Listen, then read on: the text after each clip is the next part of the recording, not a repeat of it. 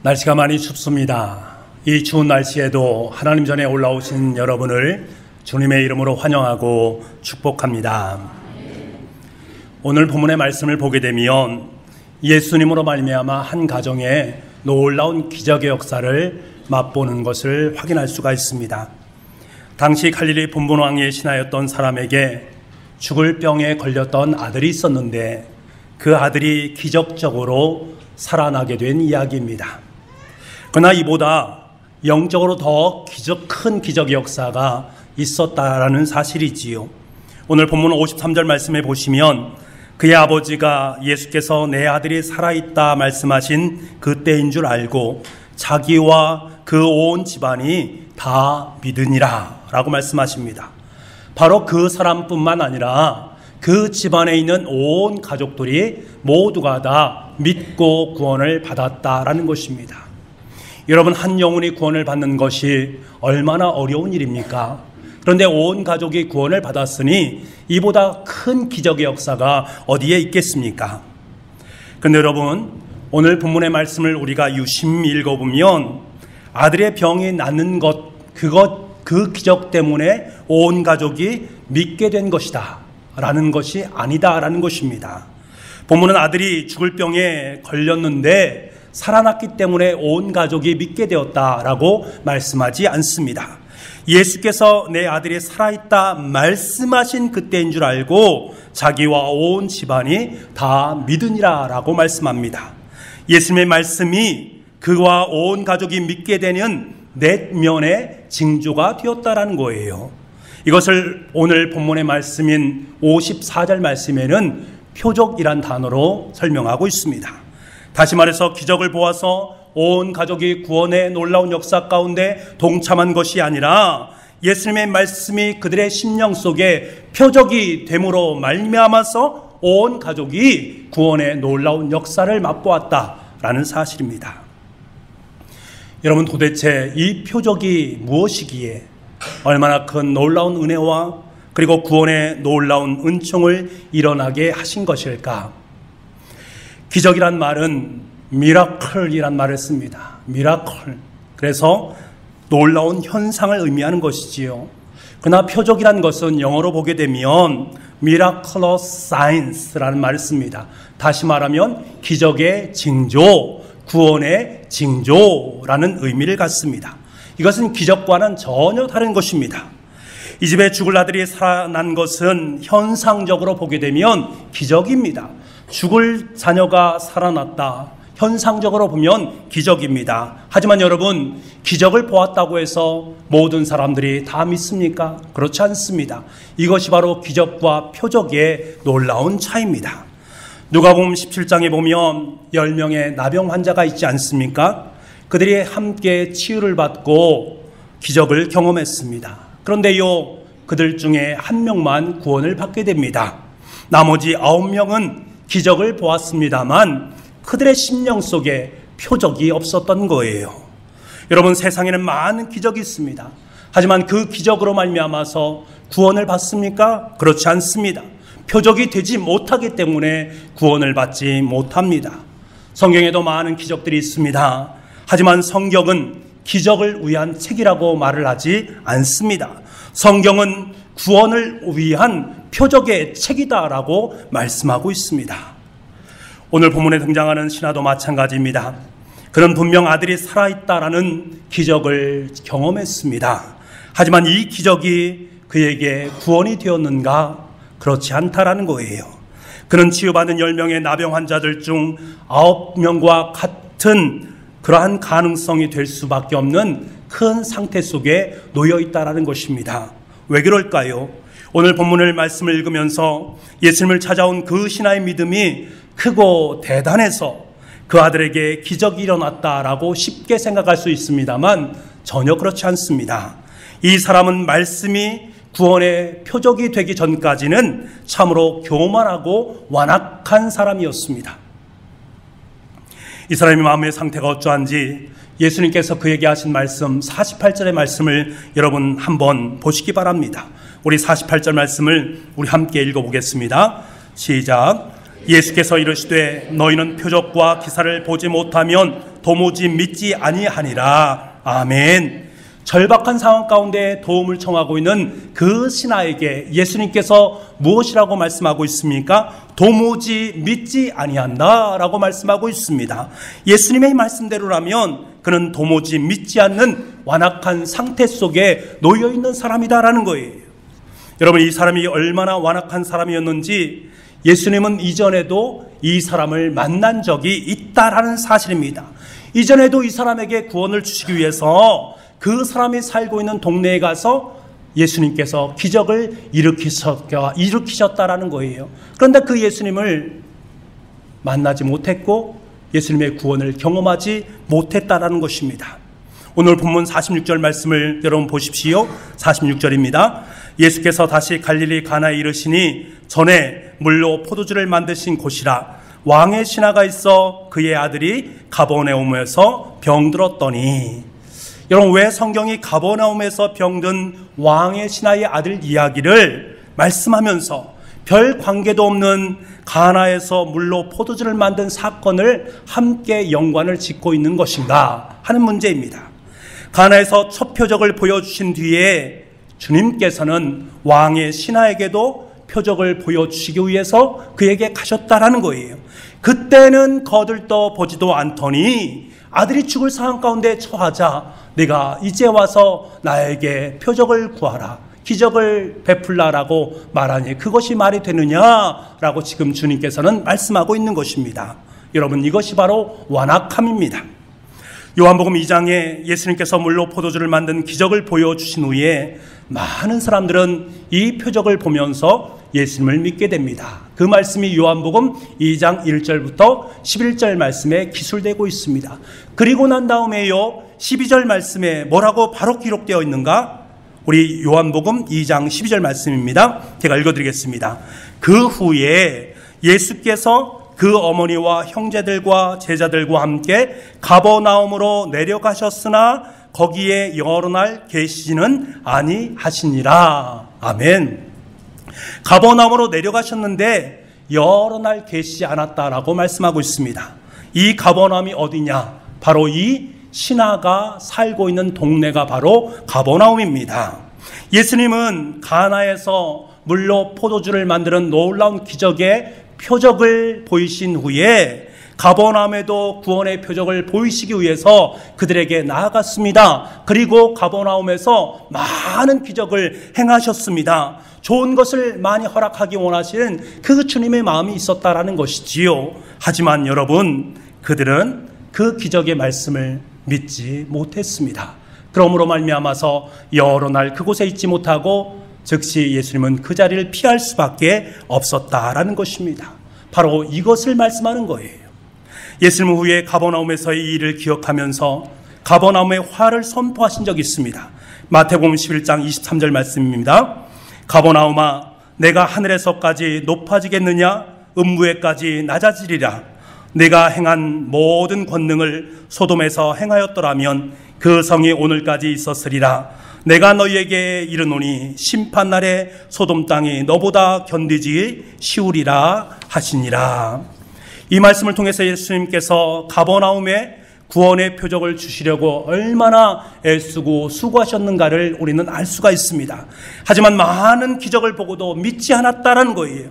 그러자 예수님은 가버나움에 대해서 구약시대의 최고의 저주의 땅인 소돔과 고모라 땅보다 더 완악하고 더 악독한 땅이 되었다라고 말씀하고 계십니다.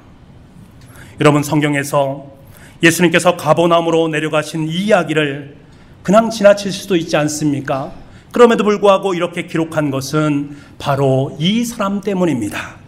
간절히도 구원 얻길 바라셔서 가버나움으로 찾아가셨는데 너희들의 완악함으로 견디지 못하고 그 자리를 그냥 떠났다. 그때는 뭐하고 지금 왜 이러고 있느냐라고 말씀하시는 주님의 책망이 이 속에 담겨져 있는 것입니다. 사랑하는 성도 여러분, 정말 맞는 말 아닙니까? 주님이 옆에 계셔도 영적으로 눈을 뜨지 못하면 주님의 표적이 있어도 그 표적을 보지 못합니다. 교회가 집 바로 옆에 있음에도 불구하고 믿음을 품지 못하고 주님의 놀라운 기적의 역사를 바라보지 못하고 살아가는 무수히 많은 사람들이 있지 않습니까? 평생 구원의 말씀을 먹지 못하고 마지막 인생의 종착지로 향하는 모습을 우리는 너무나 많이 보지 않습니까? 심지어는 성경에서는요, 함께 이불을 덮고 있음에도 불구하고 어떤 사람은 하나님께 들림받고 어떤 사람은 그 자리에 남아있는다라고 말씀하고 있습니다. 주님께서 동일하게 이 자리에 찾아오셔서 우리에게 베풀어 주는 은혜의 말씀이 있는데, 이 말씀에 대해서 우리는 기뻐서 주님 감사합니다, 영광으로 은혜로 그 말씀을 받아들이는 사람도 있고, 그렇지 못하고 예수님의 진리의 말씀이 선포되었음에도 불구하고 그 말씀을 깨닫지 못하고 완전한 반대의 길로 가는 사람들도 있지 않겠습니까? 정말로 믿음은 모든 사람의 것이 아니니라, 이 말씀이 꼭 맞는 말씀입니다. 사랑하는 북부가족 여러분, 성령님께서 여러분의 영혼을 사로잡아 주셔서 예배하는 이 자리에서 누구보다도 더 큰 은혜를 받을 수 있는 저와 여러분이 될 수 있기를 간절히 소망합니다. 누구보다 마음 겸손한 사람이 되어서 은혜의 말씀을 온몸으로 받고 온 영혼으로 받음으로 말미암아 은혜의 사람들로 하루하루의 삶을 살아가는 저와 여러분이 되기를 소망합니다. 여러분, 왕의 신하의 완악함은 그의 교만과 그의 치우이와 그의 재물, 결국 그의 죄 때문입니다. 그는 왕의 신하였습니다. 왕, 그 당시에 가장 최고의 권력을 가지고 있던 사람입니다. 그 사람의 시중만 잘 들게 되면 그 사람으로 인해서 권력을 덧입게 됩니다. 재물을 덧입게 됩니다. 명예를 덧입을 수가 있습니다. 이대로만 가면 문제가 없습니다. 이대로만 가면 모든 것이 일사천리로 다 진행되어 갑니다. 지금 내 삶의 자리가 너무나 안락하고 너무나 만족스럽습니다. 그러니까 그에게 구원이 필요하겠습니까? 무슨 구원이 필요가 있겠습니까? 주님이 필요하겠습니까? 주님께서 아무리 가버나움에 가셔서 그에게 하나님의 말씀을 들려주셔도 그 주님이 그에게 필요하지 않기 때문에 소용이 없는 거예요. 하지만 여러분, 예수님께서는 그의 상태가 얼마나 많은 문제가 있는가를 분명하게 보여주셨습니다. 그 모든 것을 다 모아서 그의 아들이 죽을 병에 걸린 것입니다. 그에게 정말로 기적이 필요한 상황이 되었단 말입니다. 아들이 아파 보니까요, 그가 목숨처럼 여겼던 지위와 돈, 명예, 그가 자신을 위해 살았던 모든 것들이 아무런 가치가 없다라는 것을 깨닫게 됩니다. 동시에 그 자신의 문제는 왕도 해결할 수 없고 그의 재물도 해결할 수 없고 그가 가진 어떤 것들로도 해결할 수 없다라는 사실을 비로소 깨닫게 된 거예요. 이런 인생의 막다른 골목에 다다르자 그의 가치관이 한번 완전하게 뒤엎어지는 것입니다. 아무것도 할 수 없는 자신의 무능함을 깨닫고 철저하게 낮아진 두려운 마음으로 지금 주님 앞에 나온 것입니다. 그리고 지푸라기로라도 잡는 그 심정으로 예수님께 간절히 청하고 있는 거예요. 가버나움으로 내려오셔서 내 아들의 병을 고쳐주시옵소서. 제발 가버나움으로 좀 내려오셔서 내 아들의 병을 좀 고쳐주시옵소서 간청하고 있습니다. 사랑하는 여러분, 이 사람에 대한 예수님의 반응, 이 사람 무엇을 기대했을까? 그래, 어서 가자. 내가 함께 가서 내 아들의 병을 낫게 해주겠다. 이것 아니겠습니까? 그런데 예수님께서는 어떻게 반응하십니까? 강한 책망의 소리를 그에게 들려주십니다. 너희는 표적과 기사를 보지 못하면 도무지 믿지 않는구나. 당연히 그 사람에게는 충격 위에 충격, 절망 위에 절망이 드리웠을 것입니다. 사랑하는 여러분, 예수님께서 정말 절박한 이 사람에게 이렇게 말씀하신 이유가 있습니다. 인생의 어려움으로 이 사람의 마음은 한번 갈아엎어졌지만 구원의 표적을 본 것은 아닙니다. 이 사람은 여전히 완악한 상태에 있습니다. 그 마음을 가득 채웠던 지위와 재물과 권력, 이것을 빼내고 자기 자식을 대신 그 자리에 들여놓았을 뿐입니다. 이런 상황에서 지금 그 자식이 살아나는 기적의 놀라운 역사가 있다 할지라도 그에게는 표적이 보지 못하고 구원을 얻지 못하는 것을 너무나 잘 아시는 예수님께서는 이렇게 말씀하는 거예요. 그에게 정말로 필요한 것이 그것이 아니다라는 것입니다. 그에게 정말 필요한 것은 아들의 생명보다 그 영혼의 구원에 있다라는 것입니다. 인생의 모든 해답 되시는 예수 그리스도를 인격적으로 만나는 것이 그에게 가장 중요한 것임을 그에게 일깨우기를 원하셨습니다. 그래서 충격적인 말씀을 해 주시고 있는 것입니다. 이 말씀 속에 안타까움이 있는 사랑의 마음을 우리는 느낄 수가 있습니다. 그런데도 여전히 이 사람은 그 예수님의 진의를 깨닫지 못합니다. 그는 지금 아들이 사는 것, 그 기적에만 모든 초점이 맞춰져 있기 때문에 예수님께서 진짜 자신에게 말씀한 그 의미를 깨닫지 못하고 있는 거예요. 그래서 그는 다시 한번 더 똑같은 말로 예수님을 설득하려 합니다. 아마도 예수님의 마음이 흔들릴 정도로 간청을 했을 거예요. 주여, 내 아이가 죽기 전에 내려오소서. 주여, 내 아이가 죽기 전에 제발 좀 내려왔으면 좋겠습니다. 이 모습만 보면 상당히 믿음이 큰 사람처럼 보이지만 전혀 그렇지 않습니다. 예수님을 자기 아들 살릴 도구로 사용하고 있는 것을 보게 됩니다. 아직은 아니다라는 거예요. 예수님의 이 청에 대해서 딱 잘라서 말씀하십니다. 그가 원하는 것을 그대로 들어주시는 분이 아니라 대신 구원의 표적이 될 말씀, 믿고 순종할 말씀을 그에게 선포하고 있습니다. 함께 가서 하나님의 구원의 역사를 펼쳐주시는 것이 아니라 지금 그에게 표적의 말씀을 선포하고 계십니다. 50절 말씀을 보십시오. 예수께서 이르시되 가라, 내 아들이 살아있다 하시니, 예수님 먼저 말합니다. 가라. 그리고 말씀을 선포하십니다. 내 아들이 살아있다. 여러분, 이런 절망적 상황에 있는 이 사람이 이 말씀을 믿고 그대로 순종한다는 것 결코 쉬운 일 아닙니다. 숨이 곧 넘어가는 아들을 지금 보고 왔습니다. 지금 죽는지 살았는지 그것을 알지 못한 상황 속에 놓여 있습니다. 그래서 와달라고 간절히 청한 것이지요. 그냥 돌아가라는 거예요. 와달라고 청했는데 그냥 돌아가라는 거예요. 마음속에는 온갖 생각들이 다 떠오르는데 그 생각들을 다 내려놓고 이 한마디, 가라, 내 아들이 살아있다, 이 말씀을 믿고 돌아가라는 거예요. 여러분, 이것이 쉬운 이야기겠습니까? 이것이 얼마나 어려운 일인지 우리는 똑같은 상황 속에 놓여있는 나아만의 모습을 통해서 우리는 이것을 확인할 수가 있습니다.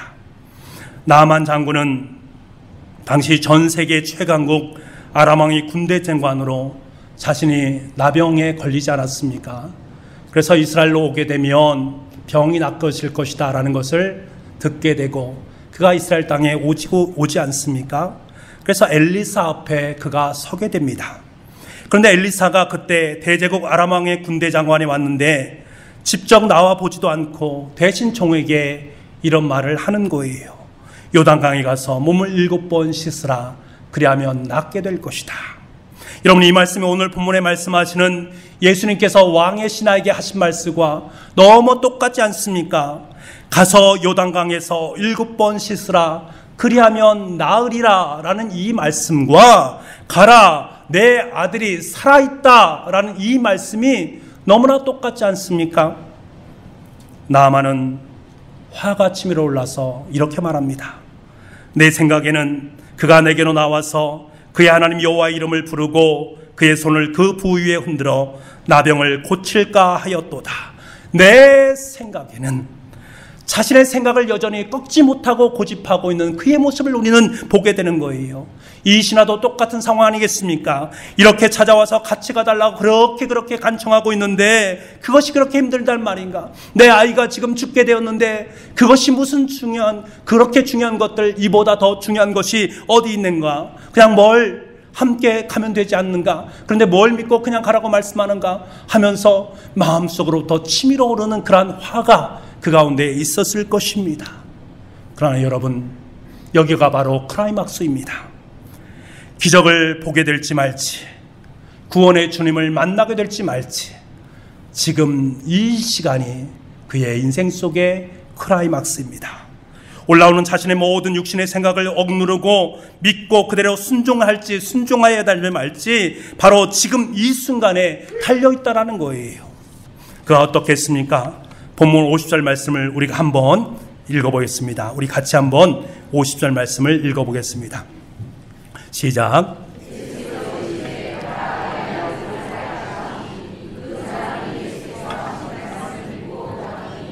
아멘. 그 사람이 예수께서 하신 말씀을 믿고 가더니, 말씀을 믿고 가더니라고 말씀합니다. 사랑하는 여러분, 이 모습이 저와 여러분의 모습이 될 수 있기를 간절히 소망합니다. 선포된 하나님의 말씀 앞에서 자연스럽게 떠오르는 육신의 생각과 인간의 생각, 당연히 여겨지는 그 생각들을 모두 다 그 자리에 내려놓고 말씀을 믿고 가는 믿음의 축복이 여러분 가운데 있기를 간절히 소망합니다. 여러분, 왕의 신하가 아무런 갈등 없이 온전히 확신하고 떠났습니까? 그렇지 않습니다. 마음에는 폭풍 같은 갈등과 두려움이 자꾸만 떠올랐습니다. 가면서 별의별 생각을 다 하지 않았겠습니까? 그럼에도 중요한 것은 그가 순종했다라는 거예요. 그가 순종했을 때 바로 그 자리가 기적이 일어나는 자리가 되었습니다. 그가 순종했을 때 그 자리가 구원의 표적을 본 자리가 되었다라는 사실입니다. 오늘 본문은 우리에게 그것을 말씀하고 있습니다. 51절을 보시면 이 사람이 주님의 말씀대로 집을 내려가는데 그 종이 막 달려오는 것, 그래서 둘이 만남을 갖지 않습니까? 그 종이 말합니다. 아들이 살아있습니다. 아들이 살아났습니다. 이렇게 말합니다. 그때 그 내면의 전율이 오르면서 동시에 아이가 살아났다라는 그 사실보다 더 확인하고 싶은 것이 있어요. 그것이 무엇인가? 언제 그 일이 일어났느냐 하는 문제입니다. 언제 그 일이 일어났느냐? 몇 시부터 아이가 낳게 되었느냐? 종에게 묻습니다. 7시에 열이 떨어졌습니다. 뭐라고 7시에? 이 말을 듣는 순간 머리끝부터 발끝까지 강렬한 전기가 통합니다. 그 7시가 바로 예수님께서 가라, 내 아들이 살아있다라고 말씀하신 바로 그 시간이기 때문에 그렇습니다. 자신의 내면에서 올라온 수많은 인간적이고 육신적인 생각이 폭풍과도 같이 휘몰아쳐서 나하만 장군처럼 화를 낼 수밖에 없는 그 상황 속에서 내가 이 모든 것을 다 뒤로 하고 말씀대로 순종하겠다라고 결심하고 순종했던 그 시간이 바로 7시였기 때문입니다. 바로 이때 그의 완악함이 다 무너지게 된 것입니다. 가버나움에 행했던 그 주님의 기적을 보고도 믿지 못했던 이 내 마음의 연약함, 그 완악함이 다 보이기 시작한 거예요.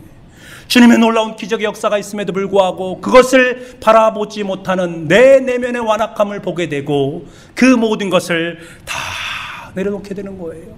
너무나 부끄러운 거예요. 그의 삶 가운데 회개가 일어나는 것입니다. 주님을 만난 것입니다. 이때 경험한 살아있는 주님의 말씀이 예수님을 구원자 메시아로 믿게 하는 표적이 된 것입니다. 말씀을 믿고 갔더니 말씀의 능력이 그를 구원하는 능력이 되었다라는 거예요. 그러자 그는 어떻게 행동하고 있습니까? 53절 말씀을 보십시오. 그의 아버지가 예수께서 내 아들이 살아있다 말씀하신 그때인 줄 알고 자기와 그 온 집안이 다 믿으니라. 이 사람이 가서 전했다라는 거예요. 예수님께서 7시에 그의 삶 가운데 허락한 예수 그리스도의 놀라운 표적을 사랑하는 가족들에게 전했다라는 것입니다. 온 집안 사람들도 구원의 표적을 믿고 모두가 다 구원을 받게 되는 은혜를 경험하게 된 것입니다. 사랑하는 여러분, 우리에게도 이 구원의 표적이 우리의 심령 가운데 분명하고 확실하게 있어질 수 있기를 간절히 소망합니다. 이 사람에게 일어난 이 은혜의 역사가 우리에게도 오늘 이 자리에서 일어나기를 주님께서는 간절히 원하고 계십니다. 그래서요, 저와 여러분에게 참으로 귀중한 한 단어를 소개하고 계십니다. 그 단어는 바로 헬라어로 말하면 카타바이노라는 단어입니다. 카타바이노, 내려오다라는 단어입니다. 이 단어는 왕의 신하가 가나에 계신 예수님을 우리 가버나움으로 좀 내려오시기 바랍니다 라고 간청할 때 쓴 47절과 49절에 2번을 사용했던 단어입니다. 그리고 50절에 또한 한 번 사용을 했습니다. 그래서 총 3번 카타바이노라는 단어를 사용하고 있습니다. 이렇게 반복적으로 사용한 이유가 있다라는 거예요. 여러분, 그렇습니다. 우리에게도 구원의 표적이 필요합니다. 구원의 표적 되시는 예수님이 우리 가운데 필요합니다. 카타바이노, 예수님께서 우리 인생 속에 표적이 되어서 내 삶 속에 내려오셔야만 하는 것입니다. 근데요, 예수님은 그 청을 거절하시고 도리어 책망까지 하고 있습니다. 왜입니까? 이 사람이 생각하는 카타바이노와 예수님께서 원하시는 카타바이노가 달랐기 때문에 그렇습니다. 이 사람의 생각처럼 주님은 우리가 오라고 하면 오고 가라 하면 가실 분이 아닙니다. 예수님은 말씀에 순종하는 그 자리에 하늘에서부터 수직적으로 내려오시는 카타바이노가 되십니다. 그래서 때를 쓰는 그 사람의 청을 거절하고 대신 순종하실 말씀을 그에게 주신 것입니다. 그리고 말씀이 선포된 그 시간, 말씀에 순종할 그 시간, 바로 7시에 구원의 역사가 카타바이노해서 그의 인생 속에, 그의 심장 속에, 그의 마음 속에 수직으로 임하게 되었다라는 거예요. 예수님께서 이를 알려주시려고 이미 한 장 앞서서 니고데모에게 이 말씀을 들려주셨습니다. 요한복음 3장 12절과 13절 말씀을 제가 읽어드리겠습니다. 내가 땅의 일을 말하여도 너희가 믿지 아니하거든 하물며 하늘의 일을 말하면 어떻게 믿겠느냐. 하늘에서 내려온 자 곧 인자 외에는 하늘에 올라갈 자가 없느니라. 하늘에서 내려온 자 바로 예수 그리스도, 이 말씀 속에 카타바이노를 사용하고 계십니다. 사랑하는 성도 여러분, 주님이 위에서 내려오시는 그곳에 은혜가 내려올 줄 믿습니다. 기적이 내려올 줄 믿습니다. 구원이 내려올 줄 믿습니다. 생명이 내려올 줄 믿습니다. 축복이 우리 인생 속에 카타바이노 할 줄 믿습니다. 이 사실을 의심 없이 믿을 수 있기를 원합니다. 저와 여러분은 삶을 살아가면서 일상 속에서 기적이 정말로 필요한 사람 아니겠습니까? 살아계신 하나님은 지금도 우리의 삶 가운데 기적을 베풀어 주시는 분이십니다. 하지만 우리가 원하는 대로, 우리의 욕심대로 우리가 주님을 조정해서 얻어내는 기적이 아니란 말입니다. 기적은 하나님의 주권적인 역사입니다. 기적은 하늘에서 내려오는 것입니다. 은혜는 하늘에서 내려오는 것입니다. 카타바이노, 예수 그리스도께서 내려오신 그 자리에 놀라운 기적의 역사, 표적의 역사가 있게 되는 것입니다. 사랑하는 북부가족 여러분, 누가 과연 구원을 얻고 누가 과연 진짜 기적을 보겠습니까? 이 왕의 신하가 보여주는 모습 그대로입니다. 말씀을 믿고 가더니, 말씀을 내가 믿고 가더니, 이 선포된 말씀이 단순히 우리의 귀를 즐겁게 하거나 순간의 만족을 주는 말씀이 아니기를 원합니다. 온전히 하나님의 구원의 표적이 되는 축복의 말씀이 될 수 있도록 선포된 말씀을 온전히 믿고 갈 수 있는 저와 여러분 될 수 있기를 간절히 소망합니다. 우리의 모든 생각들을 다 내려놓고 말씀을 믿고 가는 그 자리에 주님께서 위로부터 내려오셔서 우리를 만나주시고 놀라운 구원의 표적을 저와 여러분의 삶 가운데 안겨주실 줄 믿습니다. 그래서 이 신하의 가정이 보았던 진짜 기적, 자기와 그 온 집안이 다 믿으니라, 이 놀라운 기적의 역사가 여러분의 가정 속에 임할 수 있기를 원합니다. 아니, 이보다 더 큰 기적의 역사가 우리와 우리 가정과 우리 교회 속에 임하게 될 줄 믿습니다. 기도하겠습니다. 사랑의 아버지 하나님, 우리에게 성령으로 말미암아 구원의 표적, 십자가와 부활의 표적이 심령 가운데 분명하고 확실하게 새겨주심을 감사드립니다. 세상이 믿지 않는 사람처럼 기적만을 쫓아 하나님을 이용하려는 어리석은 자가 되지 않도록 도와주시고, 우리에게 주신 구원의 표적을 따라 말씀에 온전히 순종하는 사람들이 되게 하여 주시옵소서. 순종하는 그 자리에 부어주는 기적을 보며 하나님께 영광 돌리는 복된 믿음의 사람들이 다 되게 하여 주옵소서. 감사드리며 예수님의 이름으로 기도드리옵나이다. 아멘.